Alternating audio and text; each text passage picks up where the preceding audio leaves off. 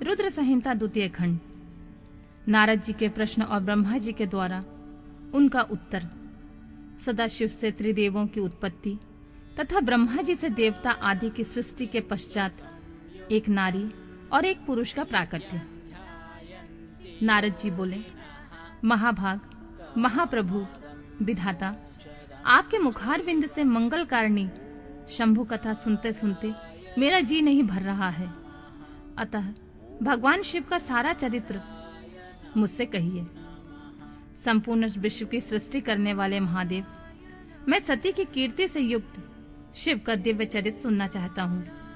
शोभाशालिनी सती किस प्रकार दक्ष पत्नी के गर्भ से उत्पन्न हुई, महादेव जी से विवाह का विचार कैसे किया, पूर्व काल में दक्ष के प्रति रोष होने के कारण सती ने अपने शरीर को त्याग कैसे किया, चेतना अवकाश प्राप्त होकर वे फिर हिमालय की कन्या कैसे हुई, पार्वती ने किस प्रकार उग्र तपस्या की और कैसे उनका विवाह हुआ, कामदेव का नाश करने वाले भगवान शंकर के आधे शरीर में वे किस प्रकार स्थान पा सकी। महामते, इन सब बातों को आप विस्तार पूर्वक कहिए। आपके समान कोई दूसरा संशय का निवारण करने वाला ना है ना होगा। ब्रह्मा जी ने कहा, मुने, देव सती और भगवान शिव का शुभ यश परम पावन, दिव्य तथा गोपनीय से भी अत्यंत गोपनीय है। तुम सब मुझसे सुनो। पूर्व काल में भगवान शिव निर्गुण, निर्विकल्प, निराकार, शक्ति रहित, सत और असत से विलक्षण स्वरूप से प्रतिष्ठित थे। फिर वे ही प्रभु सगुण और शक्तिमान होकर विशिष्ट रूप धारण करके स्थित हुए। उनके साथ भगवती उमा विराजमान थीं। प्रियवर, वे भगवान शिव की दिव्य आकृति से सुशोभित हो रहे थे। उनके मन में कोई विकार नहीं था। वे अपने परातत्व स्वरूप में प्रतिष्ठित थे। उनके बाएं अंग से भगवान विष्णु, दाएं अंग से ब्रह्मा और मध्य अंग अर्थात हृदय से रुद्रदेव प्रकट हुए। मैं ब्रह्मा सृष्टि करता हुआ और भगवान विष्णु जगत का पालन करने लगे और स्वयं रुद्र ने संहार का कार्य संभाला। इस प्रकार भगवान सदाशिव स्वयं 3 रूप धारण करके स्थित हुए। उन्हीं की आराधना करके मुझ लोक पितामह ब्रह्मा ने देवता, असुर और मनुष्य आदि संपूर्ण जीवों की सृष्टि की। दक्ष आदि प्रजापतियों और देव शिरोमणियों की सृष्टि करके मैं बहुत प्रसन्न हुआ तथा अपने को सबसे अधिक ऊंचा मानने लगा। मुने, जब मारीच, अत्रि, पुलह, पुलस, अंगिरा, कृतु, वशिष्ठ, नारद, दक्ष और मृगु, इन महान प्रभावशाली मानस पुत्रों को मैंने उत्पन्न किया, तब मेरे हृदय से अत्यंत मनोहर रूप वाली एक सुंदर नारी उत्पन्न हुई, जिसका नाम संध्या था। वह दिन में क्षीर्ण हो जाती, परंतु सायंकाल में उसका रूप सौंदर्य खिल उठता था। वह मूर्तिमती सांध्य संध्या ही थी और निरंतर किसी मंत्र का जाप करती रहती थी। सुंदर भोय वाली वह नारी सौंदर्य के परम सीमा को पहुंची हुई थी और मुनियों के भी मन को मोह लेती थी। इसी तरह मेरे मन से एक मनोहर पुरुष भी प्रकट हुआ, जो अत्यंत अद्भुत था। उसके शरीर का मध्य भाग पतला था और दांतों की पंक्तियां बड़ी सुंदर थीं। उसके अंगों से मतवाले हाथी की सी गंध प्रकट होती थी। नेत्र प्रफुल्ल कमल के समान शोभा पाते थे। अंगों में केसर लगा था, जिसकी सुगंध नासिका को तृप्त कर रही थी। उस पुरुष को देखकर दक्ष आदि मेरे सभी पुत्र अत्यंत उत्सुक हो उठे। उनके मन में विस्मय भर गया। जगत की सृष्टि करने वाले मुझ जगदीश्वर ब्रह्मा की ओर देखकर उस पुरुष ने विनय से गर्दन झुका दी और प्रणाम करके कहा। वह पुरुष बोला, ब्राह्मण, मैं कौन सा कार्य करूंगा? मेरे योग्य जो काम हो उसमें मुझे लगाइए, क्योंकि विधाता आज आप ही सबसे अधिक माननीय और योग्य पुरुष हैं। यह लोक आपसे भी शोभित हो रहा है। ब्रह्मा जी ने कहा, भद्र पुरुष, तुम अपने इस स्वरूप से तथा फूल के बने हुए 5 बाणों से स्त्रियों और पुरुषों को मोहित करते हुए सृष्टि के सनातन कार्य को चलाओ। इसी चराचर त्रिभुवन से ये देवता आदि कोई भी जीव तुम्हारा तिरस्कार करने में समर्थ नहीं होंगे। तुम छिपे रूप में प्राणियों के हृदय में प्रवेश करके सदा स्वयं उनके सुख का हेतु बनकर सृष्टि का सनातन कार्य चालू रखो।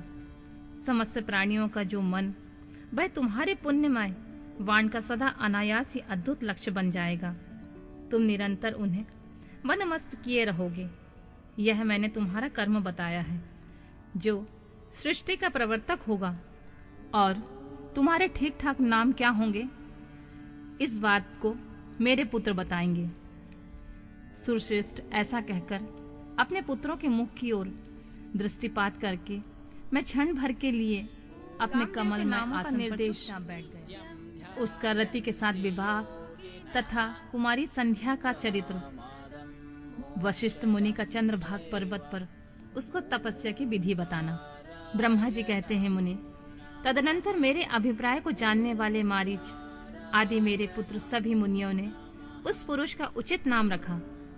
दक्ष आदि प्रजापतियों ने उसका मुंह देखते ही परोक्ष के भी सारे वृतांत जानकर उसे रहने के लिए स्थान और पत्नी प्रदान की। मेरे पुत्र मारीच आदि द्विजों ने उस पुरुष के नाम निश्चित करके उससे यह युक्ति युक्त बात कही। ऋषि बोले, तुम जन्म लेते ही हमारे मन को भी मथने लगे हो, इसीलिए लोक में मम्मत नाम से विख्यात होगे। मनोभव, तीनों लोकों में तुम इच्छा अनुसार रूप धारण करने वाले हो। तुम्हारे समान दूसरा कोई नहीं है। अतः काम रूप होने के कारण तुम काम के नाम से भी विख्यात होगे। लोगों को मदमस्त बना देने के कारण तुम्हारा एक नाम मदन होगा। तुम बड़े दर्प से उत्पन्न हो, इसलिए दर्पक कहलाओगे। और सदर्प होने के कारण जगत में कंदर्प नाम से तुम्हारी ख्याति होगी। समस्त देवताओं का सम्मिलित बाल पराक्रम भी तुम्हारे समान नहीं होगा। अतः सभी स्थानों पर तुम्हारा अधिकार होगा। तुम सर्वव्यापी होगे। जो आदि प्रजापति हैं, वे सब पुरुषों में श्रेष्ठ दक्ष तुम्हारी इच्छा के अनुरूप पत्नी स्वयं देंगे। वह तुम्हारी कामनी तुमसे अनुराग रखने वाली होगी। ब्रह्मा जी ने कहा, मुने, तदनंतर मैं वहां से आदर्श हो गया। इसके बाद दक्ष मेरी बात का स्मरण करके कंदर्प से बोले, कामदेव, मेरे शरीर से उत्पन्न हुई यह कन्या सुंदर रूप और उत्तम गुणों से सुशोभित है। तुम इसे अपनी पत्नी बनाने के लिए ग्रहण करो। यह गुणों की दृष्टि से सर्वथा तुम्हारे योग है। मां तेजस्वी मनोभव, यह सदा तुम्हारे साथ रहने वाली तथा तुम्हारी रुचि के अनुसार चलने वाली होगी। धर्मतः यह सदा तुम्हारे अधीन रहेगी। ऐसा कहकर दक्ष ने अपने शरीर के पसीने से प्रकट हुई उस कन्या का नाम रति रखकर उसे अपने आगे बैठाया और कंदर्प को संकल्प पूर्वक उसे सौंप दिया। नारद, दक्ष की यह पुत्री रति बड़ी रमणीय और मुनियों के मन को भी मोह लेने वाली थी। उसके साथ विवाह करके कामदेव को भी बड़ी प्रसन्नता हुई। अपनी रति नामक सुंदरी स्त्री को देखकर उसके हाव भाव आदि से अनुरंजित हो कामदेव मोहित हो गया। तात उस समय बड़ा भारी उत्सव होने लगा, जो सबके सुख को बढ़ाने वाला था। प्रजापति दक्ष इस बात को सोचकर बड़े प्रसन्न थे कि मेरी पुत्री इस विवाह से सुखी है। कामदेव को भी बड़ा सुख मिला। उसके सारे दुख दूर हो गए। दक्ष कन्या रति भी कामदेव को पाकर बड़ी प्रसन्न हुई। जैसे संध्या काल में मनोहारिणी विद्युन माला के साथ मेघ शोभा पाता है, उसी प्रकार रति के साथ प्रिय वचन बोलने वाला महादेव बड़ी शोभा पा रहा था। इस प्रकार रति के प्रति भारी मोह से युक्त रतिपति कामदेव ने उसे उसी तरह अपने हृदय के सिंहासन पर बैठाया, जैसे योगी पुरुष योग विद्या को हृदय में धारण करता है। इसी प्रकार पूर्ण चंद्रमुखी रति भी उस श्रेष्ठ पति को पाकर इस तरह सुशोभित हुई, जैसे श्री हरि को पाकर चंद्रनायना लक्ष्मी शोभा पाती है। सूत जी कहते हैं, ब्रह्मा जी का यह कथन सुनकर मुनिश्रेष्ठ नारद मन ही मन बड़े प्रसन्न हुए और भगवान शंकर का स्मरण करके हर्ष पूर्वक बोले, महाभाग, विष्णु शिष्य, महामते, विधाता, आपने चंद्रमौली शिव की अद्भुत लीला कही है। अब मैं यह जानना चाहता हूँ कि विवाह के पश्चात जब कामदेव प्रसन्नता पूर्वक अपने स्थान को चला गया, दक्ष भी अपने घर को पधारे तथा आप और आपके मानस पुत्र भी अपने अपने धाम को चले गए, तब पितरों को उत्पन्न करने वाली ब्रह्म कुमारी संध्या कहाँ गई? उसने क्या किया? किस पुरुष के साथ उसका विवाह हुआ? संध्या का यह सब चरित्र विशेष रूप से बताइए। ब्रह्मा जी ने कहा, मुने, संध्या का यह शुभ चरित्र सुनो, जिसे सुनकर समस्त कामनियां सदा के लिए सती साध्वी हो सकती हैं। वह संध्या जो पहले मेरी मानस पुत्री थी, तपस्या करके शरीर को त्याग कर मुनि श्रेष्ठ मेघातिथि की बुद्धिमती पुत्री होकर उत्तम व्रत का पालन करके उस देवी ने ब्रह्मा विष्णु और महेश्वर के कहने से श्रेष्ठ व्रतधारी महात्मा वशिष्ठ को अपना पति चुना। वह सौम्य स्वरूप देने वाली देवी तथा सबकी वंदनीय और पूजनीय श्रेष्ठ पतिव्रता के रूप में विख्यात हुई। नारद जी ने पूछा, भगवान, संध्या ने कैसे, किस लिए और कहाँ तप किया? किस प्रकार शरीर त्याग कर वह मेघातिथि की पुत्री हुई? ब्रह्मा विष्णु और शिव इन तीनों देवताओं के बताए हुए श्रेष्ठ व्रतधारी महात्मा वशिष्ठ को उसने किस तरह अपना पति बनाया?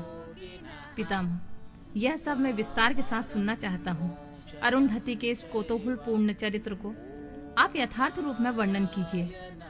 ब्रह्मा जी ने कहा, मुने, संध्या के मन में एक बार सकाम भाव आ गया था।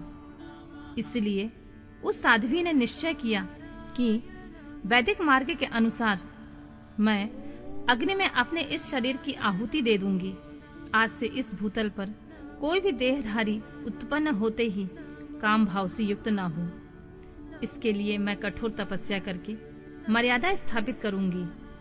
तरुणावस्था से किसी पर भी काम का प्रभाव नहीं पड़ेगा, ऐसी सीमा निर्धारित करूंगी।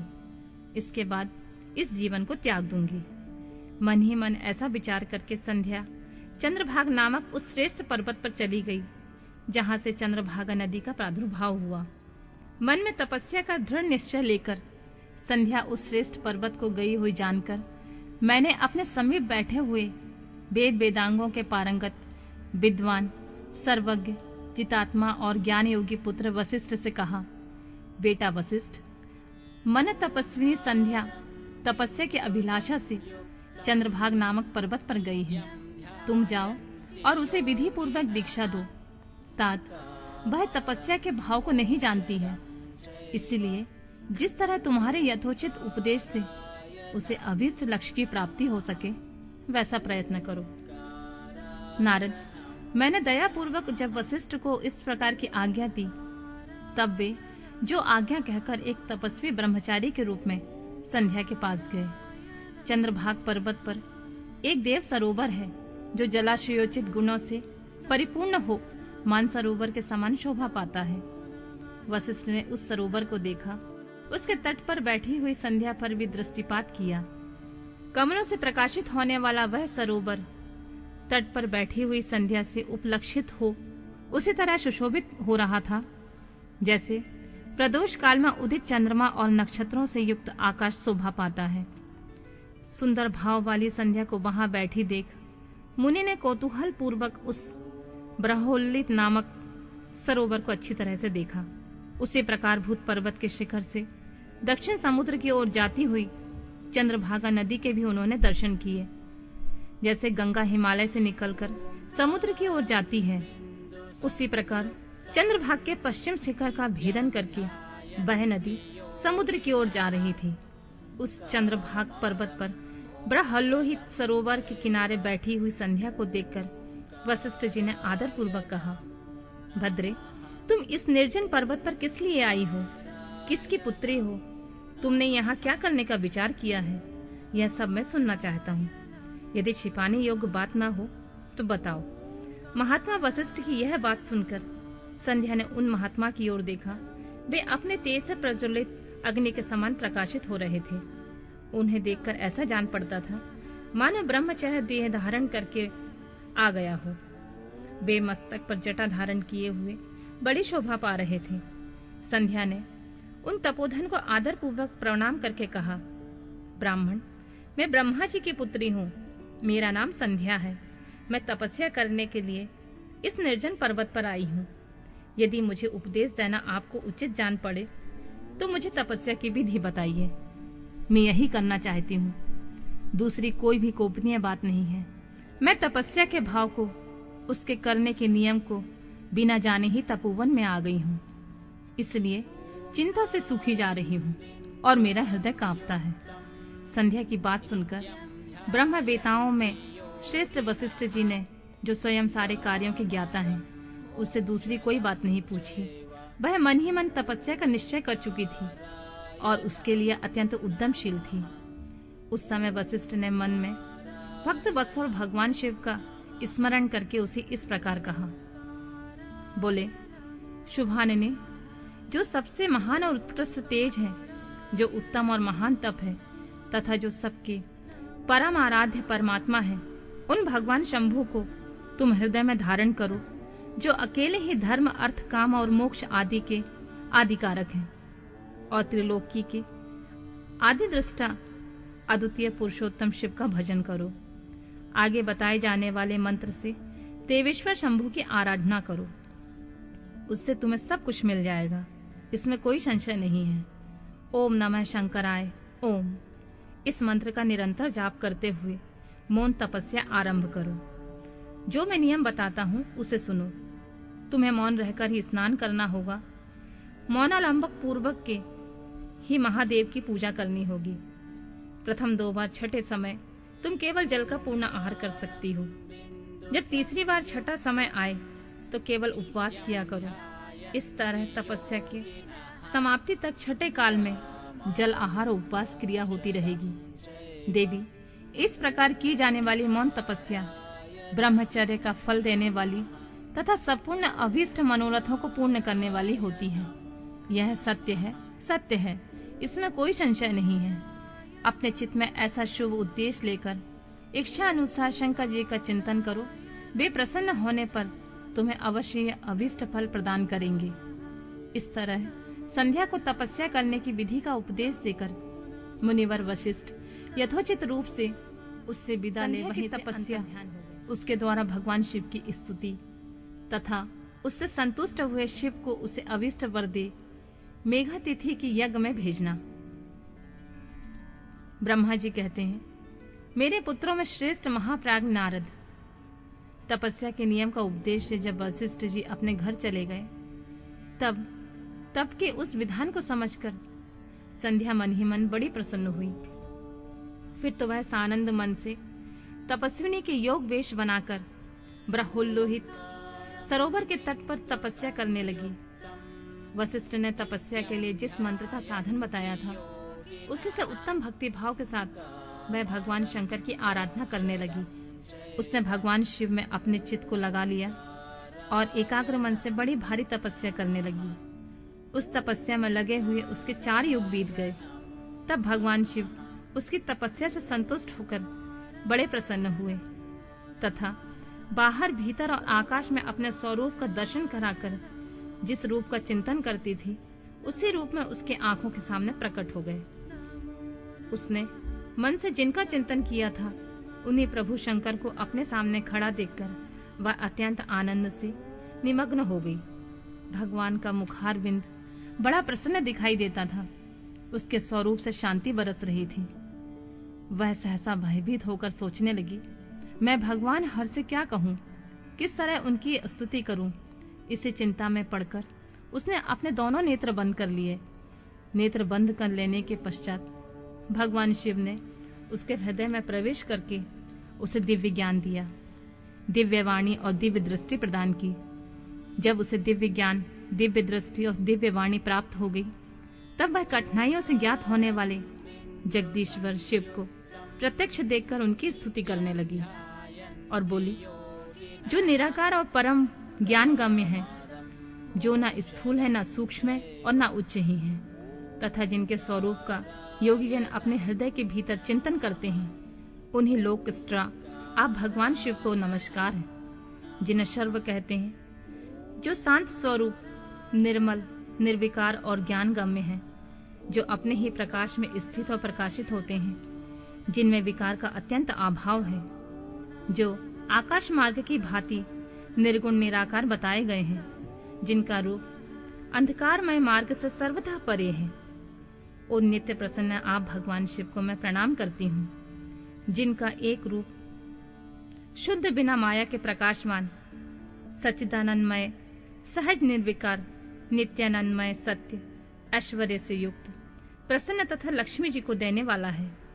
उन आप भगवान शिव को नमस्कार है, जिनके स्वरूप के ज्ञान रूप से ही वो भावना की जाती है, जो इस जगत में सर्वथा भिन्न है एवं सत प्रधान, ध्यान के योग, आत्मस्वरूप सारभूत, सबको पार लगाने वाला तथा पवित्र वस्तुओं में भी परम पवित्र है।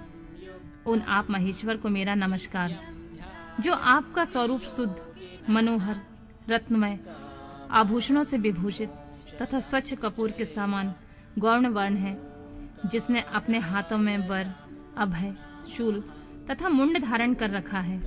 उस दिव्य चिन्मय सगुण आकार विग्रह से सुशोभित आप योगा युक्त भगवान शिव को नमस्कार है। आकाश, पृथ्वी, दिशाएं, जल, तेज तथा काल, ये जिनके रूप हैं, उन आप परमेश्वर को नमस्कार।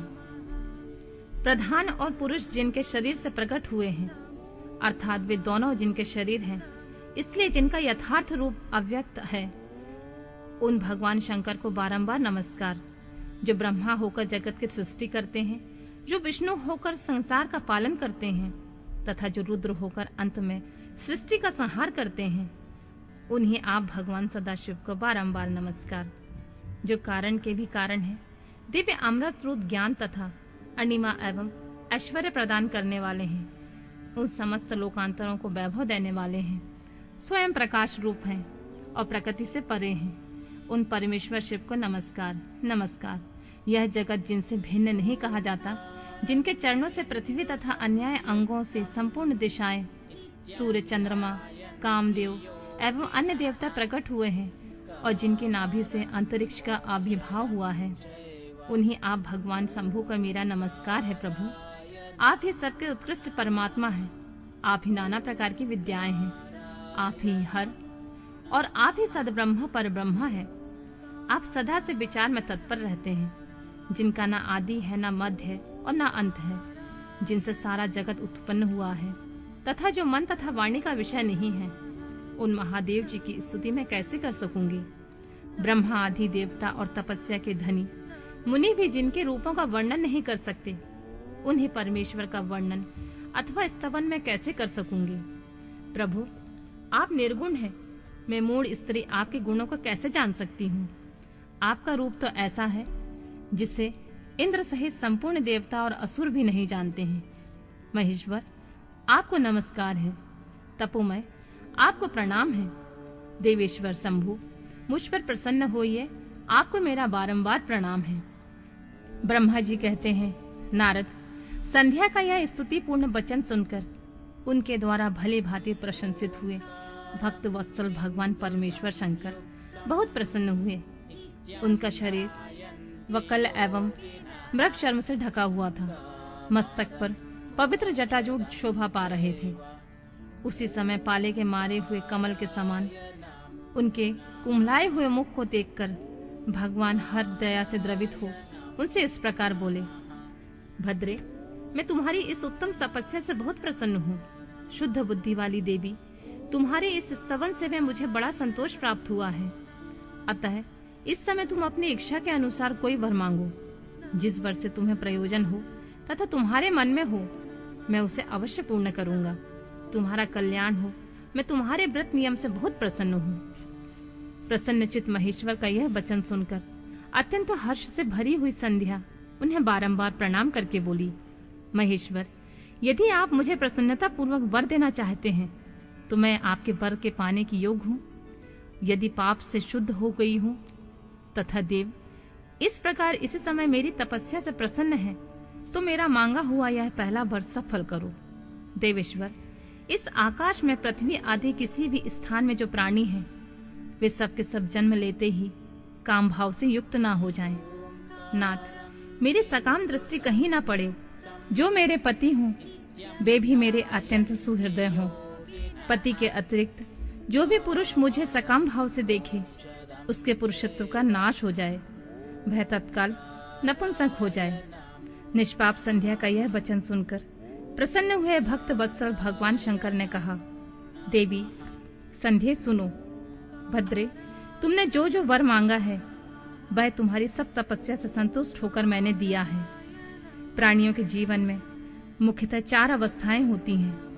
पहली शैशवावस्था, दूसरी कौमारावस्था, तीसरी यौवनावस्था और चौथी वृद्धावस्था। तीसरी अवस्था प्राप्त होने पर देहधारी जीव काम भाव से युक्त होंगे। कहीं कहीं दूसरी अवस्था के अंतिम भाग में ही प्राणी सकाम हो जाएंगे।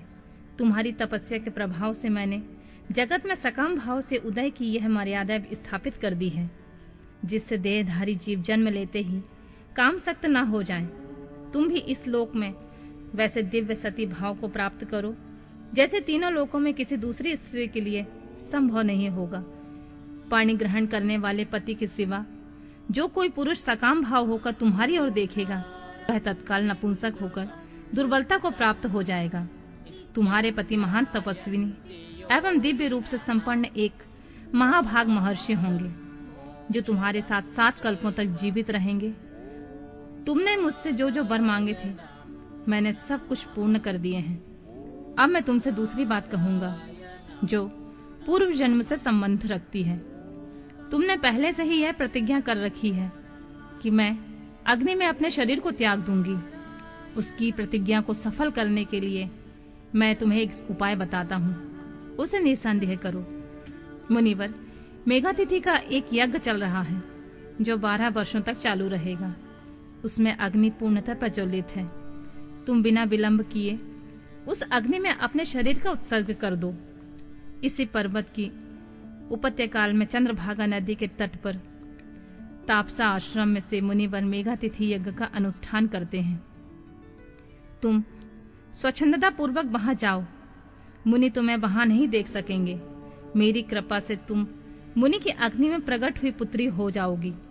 तुम्हारे मन में जिस किसी स्वामी को प्राप्त करने की इच्छा हो, उसे हृदय में धारण करके उसी का चिंतन करते हुए तुम अपने शरीर को उस यज्ञ की अग्नि में होम दो। संध्या, जब तुम इस पर्वत पर 4 युगों तक के लिए कठोर तपस्या कर रही थी, उन्हीं दिनों इस चतुर्युगी के सतयुग बीत जाने पर त्रेता के प्रथम भाग में प्रजापति दक्ष की बहुत सी कन्याएं हुई। उन्होंने अपनी इन सुशीला कन्याओं का यथायोग वरों के साथ विवाह कर दिया। उसमें से 27 कन्याओं का विवाह उन्होंने चंद्रमा के साथ किया। चंद्रमा अन्य सब पत्नियों को छोड़कर केवल रोहिणी से प्रेम करने लगी। इसी कारण क्रोध से भरे हुए दक्ष ने जब चंद्रमा को शाप दे दिया, समस्त देवता तुम्हारे पास आए, परंतु संध्या, तुम्हारा मन तो मुझ में लगा हुआ था। अतः तुमने ब्रह्मा जी के साथ आए हुए उन देवताओं पर दृष्टिपात नहीं किया। तब ब्रह्मा जी ने आकाश की ओर देखकर और पुनः चंद्रमा को स्वरूप प्राप्त करें, यह उद्देश्य मन में रखकर उन्हें शाप से छुड़ाने के लिए एक नदी की सृष्टि की, जो चंद्रभागा नदी के नाम से विख्यात हुई। चंद्रभागा के प्रादुर्भाव काल में ही महर्षि मेघातिथि यहाँ उपस्थित हुए थे। तपस्या के द्वारा उनकी समानता करने वाला कोई दूसरा नहीं हुआ, ना है न होगा। उन महर्षि ने महान विधि विधान के साथ दीर्घ काल तक चलने वाले नामक यज्ञ का आरंभ किया। उसमें अग्निदेव पूर्ण रूप से प्रज्वलित हो रहे थे। उसी आग में तुम अपने शरीर को डाल दो और परम पवित्र हो जाओ। ऐसा करने से उस समय तुम्हारी वह प्रतिज्ञा पूर्ण हो जाएगी। इसी प्रकार संध्या को उसके हित का उपदेश देकर देवेश्वर भगवान शिव की आत्मा आहुति उसका अरुंधति के रूप में अवतीर्ण होकर मुनिवर वशिष्ठ के साथ विवाह करना, ब्रह्मा जी का रुद्र के विवाह के लिए प्रयत्न और चिंता तथा भगवान विष्णु का उन्हें शिवा की आराधना के लिए उपदेश देकर चिंता मुक्त करना। ब्रह्मा जी कहते हैं, नारद, जब वर देकर भगवान अंतर ध्यान हो गए, तब संध्या भी उसी स्थान पर चली गई जहां मुनि मेघातिथि यज्ञ कर रहे थे। भगवान शंकर की कृपा से उन्हें किसी ने वहां नहीं देखा। उसने उस तेजस्वी ब्रह्मचारी का स्मरण किया जिसने उसके लोक की तपस्या की विधि का उपदेश दिया था। महामुने, पूर्व काल में महर्षि वशिष्ठ ने मुझ परमेष्टि की आज्ञा से एक तेजस्वी ब्रह्मचारी का वेश धारण करके उसे तपस्या करने के लिए उपयोगी नियमों का उपदेश दिया था। संध्या अपने को तपस्या का उपदेश देने वाले उन्हें ब्रह्मचारी ब्राह्मण वशिष्ठ को पति रूप से मन में रखकर उस महायज्ञ में प्रज्वलित अग्नि के समीप गई। उस समय भगवान शंकर की कृपा से मुनिया ने उसे नहीं देखा। ब्रह्मा जी की वह पुत्री बड़े हर्ष के साथ उस अग्नि में प्रविष्ट हो गई। उसका पुरोडाशमय शरीर तत्काल दग्ध हो गया। उसका पुरोडाशमय शरीर तत्काल दग्ध हो गया। उसके पुरोडाश की अविलक्षित गंध सब ओर फैल गई। अग्नि ने भगवान शंकर की आज्ञा से उसके सुवर्ण जैसे शरीर को जलाकर शुद्ध करके उसे पुनः वायुमंडल में पहुंचा दिया। तब सूर्य ने पितरों और देवताओं की तृप्ति के लिए उसे 2 भागों में विभक्त करके अपने रथ में स्थापित किया। मुनीश्वर, उसके शरीर का ऊपरी भाग प्रातः संध्या हुआ, जिस दिन और रात के बीच में पड़ने वाली आदि संध्या है, तथा उसके शरीर का शेष भाग संध्या काल हुआ, जो दिन और रात के मध्य होने वाली अंतिम संध्या है। सायं संध्या सदा ही पितरों को प्रसन्नता प्रदान करने वाली होती है। सूर्योदय से पहले जब अरुणोदय होता है, प्राची के क्षितिज में लाली छा जाती, तो प्रातः संध्या प्रकट होती है, जो देवताओं को प्रसन्न करने वाली होती है। जब लाल कमल के समान सूर्य अस्त हो जाते हैं, उसी समय सदा सांध्य संध्या का उदय होता है, जो पितरों को आनंद प्रदान करने वाली होती है। परम दयालु भगवान शिव ने उसके मन सहित प्राणों को दिव्य शरीर से युक्त देहधारी बना दिया। जब मुनि की यज्ञ की समाप्ति का अवसर आया, तब वह अग्नि के ज्वाला में महर्षि मेघातिथि को तपाए हुए सुवर्ण की सी कांति वाली पुत्री के रूप में प्राप्त हुई। मुनि ने बड़े आमोद के साथ उस समय उस पुत्री को ग्रहण किया। मुनि उन्होंने यज्ञ के लिए उसे नहलाकर अपनी गोद में बिठा लिया। शिष्यों से घिरे हुए महामुनि मेघातिथि को वहां बड़ा आनंद प्राप्त हुआ। उन्होंने उसका नाम अरुंधति रखा। वह किसी भी कारण से धर्म का अवरोध नहीं करती थी, अतः उसी गुण के कारण उन्होंने स्वयं त्रिभुवन विख्यात नाम से प्राप्त किया। महर्षि यज्ञ को समाप्त करके कृतकृत्य होवे मुनि पुत्री की प्राप्ति होने से बहुत प्रसन्न थे। अपने शिष्यों के साथ आश्रम में रहकर सदा उसी का लालन पालन करते थे। देवी अरुंधति चंद्रभागा नदी के तट पर तापसारायण के भीतर मुनिवर मेघातिथि के उस आश्रम में धीरे धीरे बड़ी होने लगी। जब वह विवाह के योग हो गई, तब मैंने विष्णु तथा महेश्वर से मिलकर मुझ ब्रह्मा के पुत्र वशिष्ठ के साथ उसका विवाह करा दिया। ब्रह्मा, विष्णु तथा महेश के हाथों से निकले हुए जल से क्षिप्रा आदि 7 परम नदियां उत्पन्न हुई। मुने मेघातिथि की पुत्री महासाध्वी अरुंधति समस्त पवित्राओं में श्रेष्ठ थी, समस्त पतिव्रताओं में श्रेष्ठ थी। वह महर्षि वशिष्ठ को पति के रूप में पाकर उनके साथ बड़ी शोभा पाने लगी। उससे शक्ति आदि शुभ तथा श्रेष्ठ पुत्र उत्पन्न हुए। मुनि श्रेष्ठ वह प्रियतम पति वशिष्ठ को पाकर विशेष शोभा पाने लगी। मुनि शिरोमणि, इस प्रकार मैंने तुम्हारे समक्ष संध्या के पवित्र चरित्र का वर्णन किया, जो समस्त कामनाओं के फलों को देने वाला परम पावन और दिव्य है। जो स्त्री या शुभ व्रत का आचरण करने वाला पुरुष इस प्रसंग को सुनता है, वह संपूर्ण कामनाओं को प्राप्त कर लेता है, अथवा विचार करने की आवश्यकता नहीं होती। प्रजापति ब्रह्मा की यह बात सुनकर नारद जी का मन बहुत प्रसन्न हो गया और वे बोले, ब्राह्मण, आपने अरुंधति की पूर्व जन्म में उस स्वरूप भूता संध्या की बड़ी दिव्य कथा सुनाई है, जो शिव भक्ति की वृद्धि करने वाली है। धर्मज्ञ, अब आप भगवान शिव के उस परम पवित्र चरित्र का वर्णन कीजिए, जो दूसरों के पापों का विनाश करने वाला उत्तम तथा मंगलदायक है।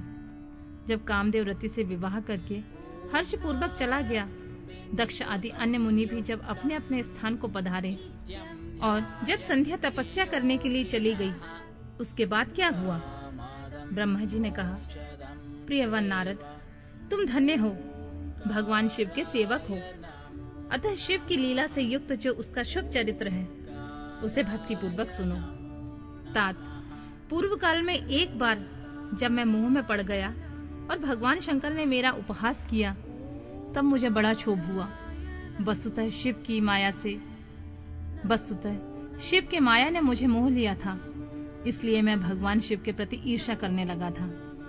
किस प्रकार सो बताता हूँ, सुनो। मैं उस स्थान पर गया जहाँ दक्षराज मुनि उपस्थित थे। वहीं रति के साथ कामदेव भी था। नारद, उस समय मैंने बड़ी प्रसन्नता के साथ दक्ष तथा दूसरे पुत्रों को संबोधित करके वार्तालाप आरंभ किया। उस वार्तालाप के समय मैं शिव के माया से पूर्णतः मोहित था। अतः मैंने कहा, पुत्रों, तुम्हें ऐसा प्रयत्न करना चाहिए जिससे महादेव जी किसी कामनीय कांति वाली स्त्री का परिग्रहण करें। इसके बाद मैंने भगवान शिव को मोहित करने का भार रति सहित कामदेव को सौंपा। कामदेव ने मेरी आज्ञा मानकर कहा, प्रभु, सुंदर स्त्री ही मेरा अस्त्र है, अतः शिव जी को मोहित करने के लिए किसी नारी की सृष्टि कीजिए। यह सुनकर मैं चिंता में पड़ गया और लंबी सांस खींचने लगा। मेरे उस निश्वास से राशि राशि पुष्पों से विभूषित बसंत का प्रादुर्भाव हुआ। बसंत और मलयानिल ये दोनों मदन के सहायक हुए। उनके साथ जाकर कामदेव ने वामदेव को मोहने का बारंबार चेष्टा की, परंतु उन्हें सफलता नहीं मिली। जब वे निराश होकर लौट आया तब उसकी बात सुनकर मुझे बड़ा दुख हुआ।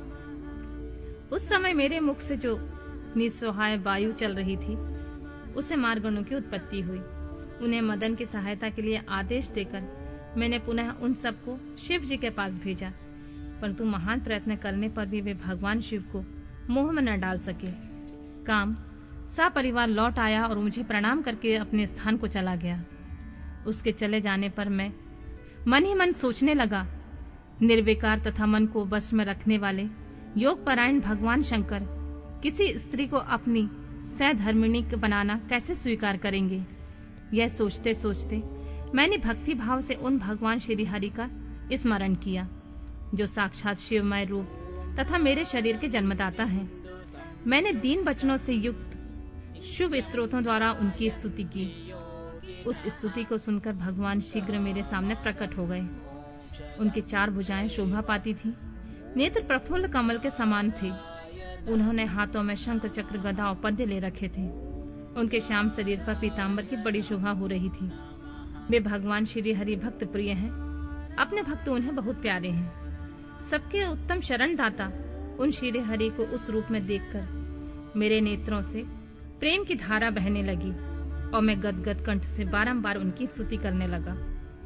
मेरे उस स्तोत्र को सुनकर अपने भक्तों के दुख को दूर करने वाले भगवान विष्णु बहुत प्रसन्न हुए। शरण में आए हुए मुझ ब्रह्मा से बोले, महाप्राज्ञ विधाता, लोक दृष्टा ब्राह्मण, तुम धन्य हो। बताओ, तुमने किस लिए आज मेरा स्मरण किया है? किस निमित्त से तुम्हारी स्तुति की जा रही है? तुम पर कौन सा महान दुख आ पड़ा है? उसे मेरे सामने इस विषय में कुछ कहो, मैं सारा दुख मिटा दूंगा। इस विषय में कोई संदेह अथवा विचार नहीं करना चाहिए। तब ब्रह्मा जी ने सारा प्रसंग सुनाया। कहा, केशव, यदि भगवान शिव किसी तरह पत्नी को ग्रहण कर ले तो मैं सुखी हो जाऊंगा। मेरे अंतःकरण का सारा दुख दूर हो जाएगा। इसी के लिए मैं आपकी शरण में आया हूँ। मेरी बात सुनकर भगवान मधुसूदन हंस पड़े और मुझ लोक दृष्टा ब्रह्मा का हर्ष बढ़ाते हुए मुझसे शीघ्र ही यूं बोले, विधाता, तुम मेरा वचन सुनो। यह तुम्हारे भ्रम का निवारण करने वाला है। मेरा वचन ही वेद शास्त्र आदि का वास्तविक सिद्धांत है। शिव ही सबके कर्ता धर्ता और हर्ता हैं। वे ही परात्पर हैं, पर ब्रह्मा, परेश, निर्गुण, नित्य, निर्विकार, अद्वितीय, अच्युत, अनंत, सबका अंत करने वाले स्वामी और सर्वव्यापी परमात्मा एवं परमेश्वर हैं। सृष्टि पालन के संहार के कर्ता, तीनों गुणों से आश्रम देने वाले व्यापक ब्रह्मा, विष्णु और महेश के नाम से प्रसिद्ध रजोगुण, सत्व गुण तथा तमोगुण से परे माया से ही भेद युक्त प्रतीत होने वाले निरीह, माया रहित, माया के स्वामी या प्रेरक, चतुर सगुण, स्वतंत्र आत्मा, आनंद स्वरूप, निर्विकल्प, आत्माराम, निद्वंद, भक्ति परवश, सुंदर विग्रह से सुशोभित योगी, नित्य योग परायण, योग मार्गदर्शक, गर्वहारी, लोकेश्वर तथा सदा दीन वत्सल हैं। तुम उन्हीं की शरण में जाओ। सर्वात्मना शंभु का भजन करो, इससे संतुष्ट होकर वे तुम्हारा कल्याण करेंगे। ब्राह्मण, यदि तुम्हारे मन में यह विचार हो कि शंकर पत्नी का पारिग्रहण करें, तो शिव को प्रसन्न करने के उद्देश्य से शिव का स्मरण करते हुए उत्तम तपस्या करो। अपने उस मनोरथ को हृदय में रखते हुए देवी शिवा का ध्यान करो। वे देवेश्वरी यदि प्रसन्न हो जाएं, तो सारा कार्य सिद्ध कर देंगी। यदि शिवा सब गुण रूप से अवतार ग्रहण करके इस लोक में किसी की पुत्री हो मानव शरीर ग्रहण करें तो निश्चित ही महादेव की पत्नी हो सकती हैं। ब्राह्मण, तुम दक्ष को आज्ञा दो, वे भगवान शिव के लिए पत्नी का उत्पादन करके निमित्त स्वतः भक्ति भाव से प्रयत्न पूर्वक तपस्या करें। तात, शिवा और शिव दोनों के भक्तों के अधीन जानना चाहिए। वे निर्गुण परब्रह्म स्वरूप होते हुए स्वेच्छा से सगुण हो जाते हैं। विधे, भगवान शिव की इच्छा से प्रकट हुए हम दोनों ने जब उनसे प्रार्थना की थी, तब पूर्व काल में भगवान शंकर ने जो बात कही थी उसे याद करो। ब्राह्मण, अपनी शक्ति से सुंदर लीला विहार करने वाले निर्गुण शिव ने स्वेच्छा से सगुण होकर मुझको और तुमको प्रकट करने के पश्चात तुम्हें तो सृष्टि कार्य करने का आदेश दिया और उमा सहित उन अविनाशी सृष्टिकर्ता प्रभु ने मुझे उस सृष्टि का पालन करने का कार्य सौंपा। फिर नाना लीला विशारद उन्हें दयालु स्वामी ने हंसकर आकाश की ओर देखते हुए बड़े प्रेम से कहा, विष्णु, मेरा उत्कृष्ट रूप इन विधाता के अंग से इस लोक में प्रकट होगा, जिसका नाम रुद्र होगा। रुद्र का रूप ऐसा होगा जैसा मेरा है, वह मेरा पूर्ण रूप होगा। तुम दोनों को सदा उसकी पूजा करनी चाहिए। वह तुम दोनों के संपूर्ण मनोरथों की सिद्धि करने वाला होगा। वही जगत का प्रलय करने वाला होगा। वह समस्त गुणों से दृष्टा, निर्विकेश एवं उत्तम योग का पालक होगा। यद्यपि तीनों देवता मेरे ही रूप हैं, तथापि विशेषतः रुद्र मेरा पूर्ण रूप होगा। पुत्रों, देवी उमा के 3 रूप होंगे। एक रूप का नाम लक्ष्मी होगा, जो श्री हरि की पत्नी होंगी। दूसरा रूप ब्रह्म पत्नी सरस्वती। तीसरा रूप सती के नाम से प्रसिद्ध होगा। सती उमा का पूर्ण रूप होंगी। वे ही भावी रुद्र की पत्नी होंगी।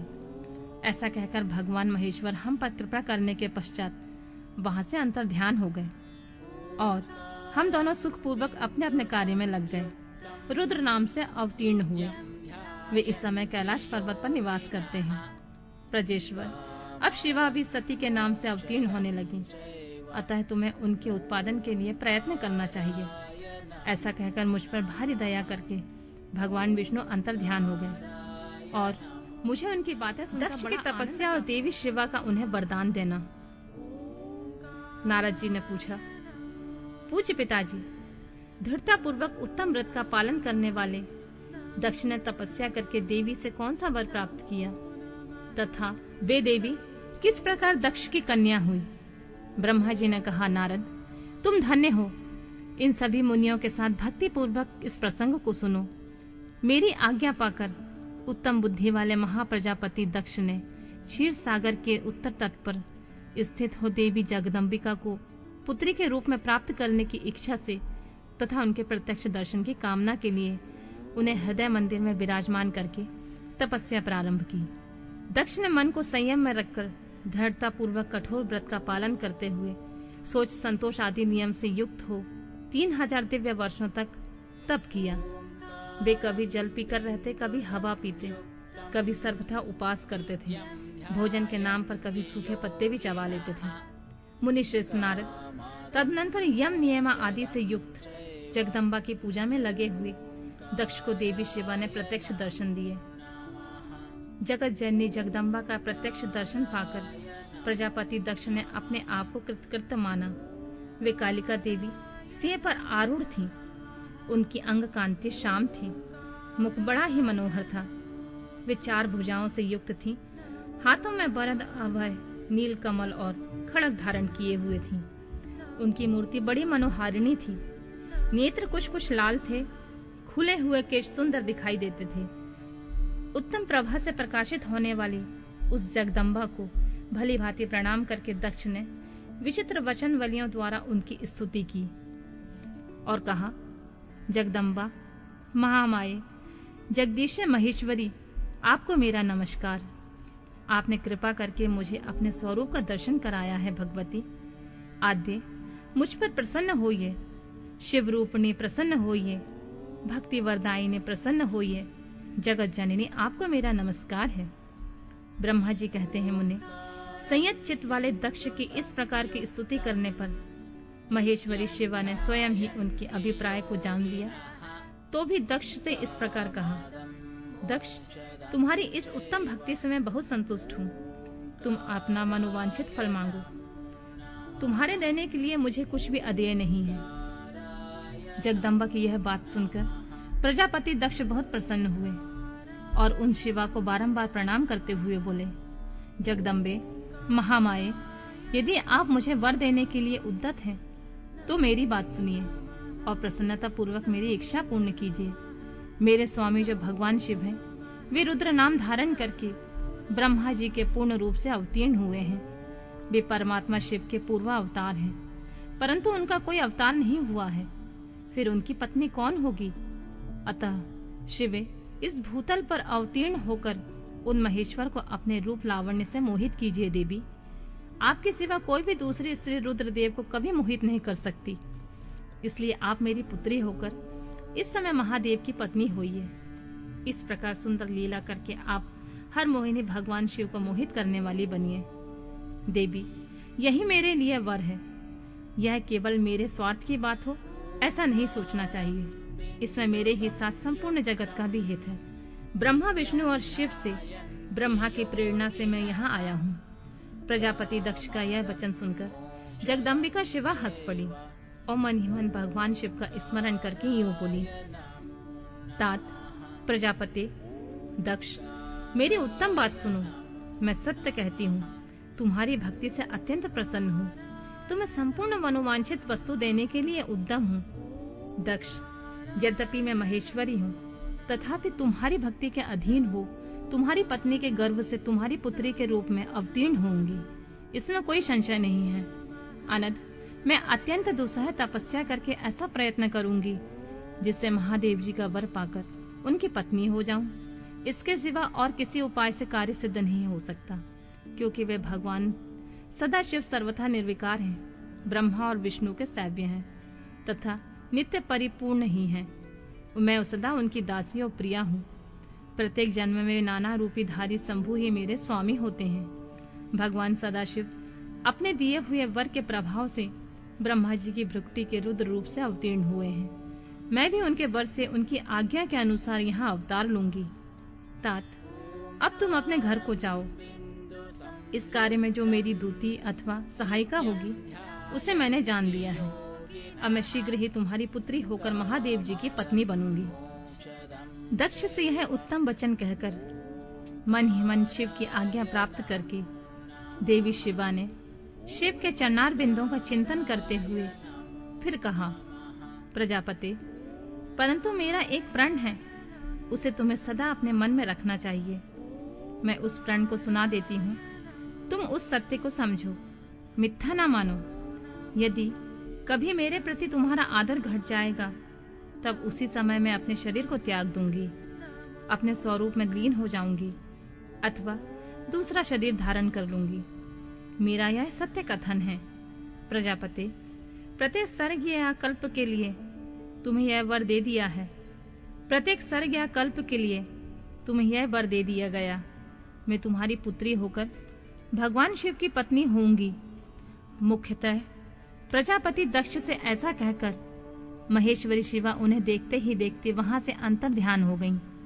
दुर्गा जी के अंतर ध्यान होने पर दक्ष भी अपने आश्रम को लौट गए और यह सोचकर प्रसन्न रहने लगे कि देवी शिवा मेरी पुत्री होने वाली हैं।